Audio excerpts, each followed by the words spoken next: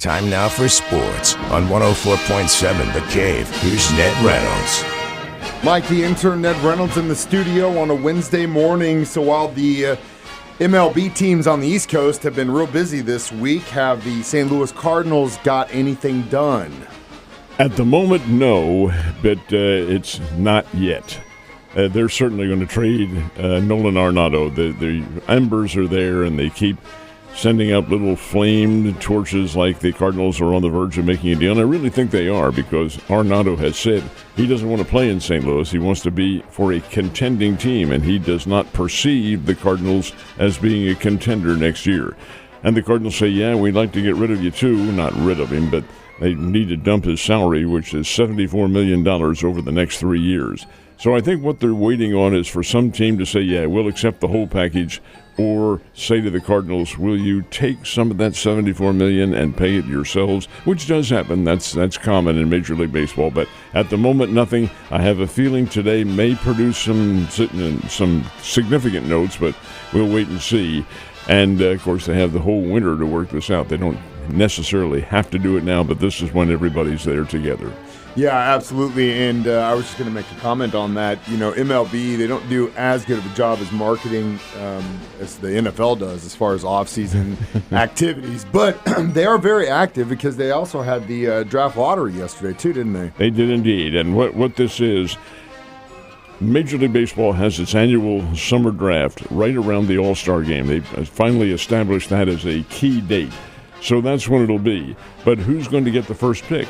Well, there are many teams that are at the bottom of the heap who are candidates for that. So Major League Baseball has devised a lottery system, and they spin the bowl or do whatever it is. And the winner was the Washington Nationals. They will get the first pick in next summer's college baseball draft, and there are some very good ball players out there, including the Holiday kid from Stillwater, Oklahoma. That's Matt Holliday's second son. His first son signed an $8 million contract with the Orioles. The second son is reported to be a better ball player. So we'll see what happens. Got to see what that family's feeding their kids. Last but not least, the Associated Press just named Female Athlete of the Year. And who was it? This is hardly a surprise. Caitlin Clark. Yep, not a shocker. She is college basketball's all-time greatest scorer, was in the headlines every day at the University of Iowa last year and the year before that. She's a fine player. Already now competing in the WNBA, and her season, of course, they play in the summer, so she'll have much of this fall and winter to recover from what's been a very busy time of the year for her. But Caitlin Clark, the Associated Press Female Athlete of the Year. So the Kansas City Chiefs so far have picked up two guys that have retired, brought them out of retirement back to the team. Yesterday it was announced the Browns waiving Tony. You think they're going to go after him too? Heavens no. I can promise you they will not. Hey, man, at least he's got a Super Bowl ring, 2 of them. Can you believe that? This guy is what's known, I think the common phrase now is dumpster fire, but I prefer train wreck, because that's what he is. And you might remember, and you might not remember, when the Chiefs made a big deal out of acquiring Kadarius Toney from the New York Giants. Said, wait a minute. This is the Giants' number 1 draft choice for that year, which was 2022. And they're going to trade him? He has hardly played at all. Of course, he had injuries. He's very injury-prone. But he's also very much trouble. He's trouble in the clubhouse. That's why the Chiefs got rid of him, didn't play him very much. What did he do? Cry a lot because he didn't play in the Super Bowl game. They didn't want him in there. Heck, the guy has a history of dropping passes and things like that. And what's he do with the Cleveland Browns? Well, first of all, he picks up a 15-yard penalty last Sunday for taunting. Well, you're told not to do that. Can't you stop yourself from doing that? You could if you were mature. And secondly, he fumbled a punt, and that gave the opposition the ball. Cleveland Browns says, hey, sayonara, Kadarius, right when you get work. Hey, at least he'll always have an incredible punt return and a TD and a Super Bowl in my heart for him. I don't know whatever Kadarius did to you, but, man, he must have messed with you somewhere down the road. All right, let's change the subject. Army-Navy this weekend. Who you got? Favored is Army, and you would expect that, a 6.5-point favorite over Navy. They're playing this year at Northwest Stadium.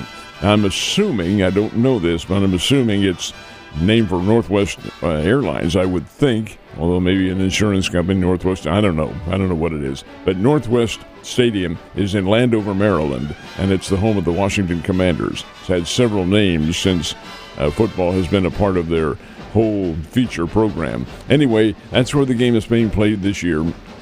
The academies like to take the game on the road every so often out of Philadelphia and put it somewhere else. Last year, MetLife Stadium. This year, it's at Northwest Stadium. Well, the fact is that Army is a 6.5-point favorite, but Mike, experience tells you don't ever put any chips on this game. Anything can happen. This is the 125th year for Army-Navy. It is such a bitter battle. And interesting enough, both of them are going to bowl games. This is not the final game for either one of them. But the fact is, it is such a tradition-oriented game that this is the one that each of the academies wants to win in the worst way. We'll see. Which bowl games are they getting? Army gets the Independence Bowl in Shreveport, Louisiana, and they're going to play Marshall. Look at your schedule, and you'll find that Marshall is the Missouri State Bears' second opponent on the schedule next year. Bears go to Los Angeles to play Southern Cal, and then go to Huntington, West Virginia to play Marshall, and Marshall's a very, very good program. That's who Army plays in the Independence Bowl, Shreveport. Navy goes to the Armed Forces Bowl.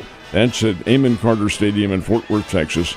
And the ruling has been, or the understanding has been, in the Armed Forces Bowl, if any of the academies are eligible to play, and you have to have 6 wins or more to be eligible, that's the bowl game that there'll be an automatic invitee and the host for. So it could be Air Force, could be Army, could be Navy. Could be both of them again.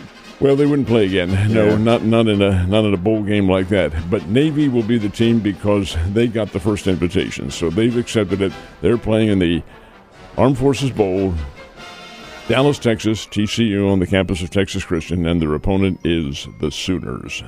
That won't be easy. Oklahoma's had a down year, but Oklahoma is still Oklahoma. Oklahoma. It's still Oklahoma. Ned, you have a good Wednesday. I'll see you tomorrow.